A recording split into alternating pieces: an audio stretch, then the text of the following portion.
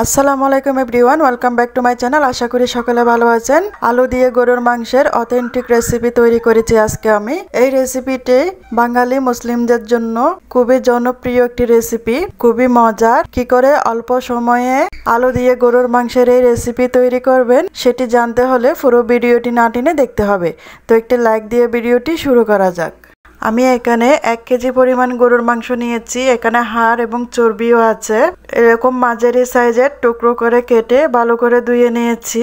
হাঁড়িতে কড়াই বসিয়ে দিয়েছি সরিষার তেল 1/2 কাপ পরিমাণ। আপনারা চাইলে সয়াবিন তেলে নিতে পারেন। এখানে পেঁয়াজ কুচি দিয়েছি।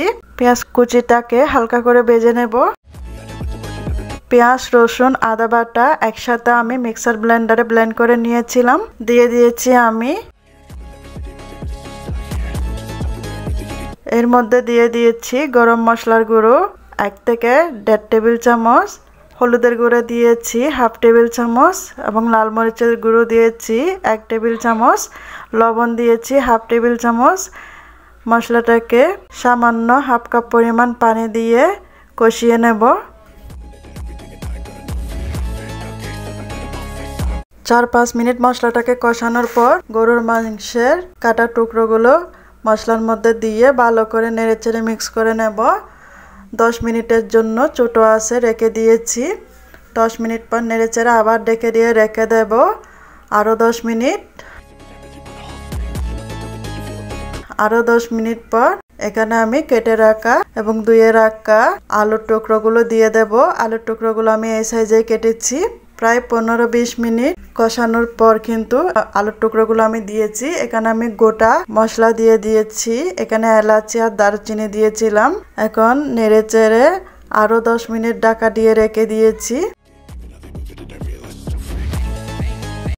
এখন আমি গরম পানি দিয়ে দিয়েছি। এই পর্যায়ে কিন্তু ঝোলের জন্য ঠান্ডা পানি দেওয়া যাবে না। 2-3 কাপ পরিমাণ গরম পানি দিয়ে ঢাকা দিয়ে রেখে দিয়েছি একেবারে 15 মিনিট।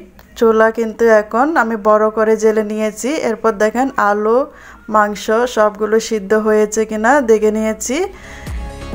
আমার মাংস আর আলুগুলো মোটামুটি সিদ্ধ হয়ে গেছে। তখন এই পর্যায়ে এখানে আমি সুগন্ধির জন্য পোলা পাতা দিয়েছি। আপনারা তেজপাতা ইউজ করতে পারেন। কাঁচামরিচ আর টমেটো দিয়ে নেড়ে চেড়ে দিয়েছি। এখন ঢাকা দিয়ে রেখে দেব আরও 10 মিনিট। আরও 10 মিনিট রাখার পর রান্নাটা পারফেক্টভাবে হয়েছে কিনা আরেকবার আমি চেক করে নেব, লবণটা চেক করে নেব। তারপর আমি এখানে এর উপরে জিরার গুঁড়ি দিয়ে দিয়েছি 1 টেবিল চামচ পরিমাণ। মাংসটা সিদ্ধ হয়ে গেছে। এখন আমি ধনিয়া পাতা দিয়ে দিয়েছি উপরে। এরপর চুলা থেকে মাংসটাকে নামিয়ে নেব।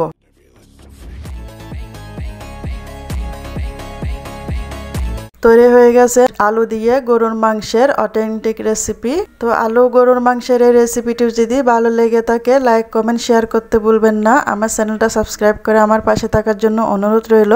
আমার নতুন ভিডিও পাওয়ার জন্য পাশে থাকা বেল আইকনটি বাজিয়ে দিয়ে যাবেন। এতক্ষণ আমার সাথে থাকার জন্য আপনাদের সবাইকে ধন্যবাদ। আল্লাহ হাফেজ।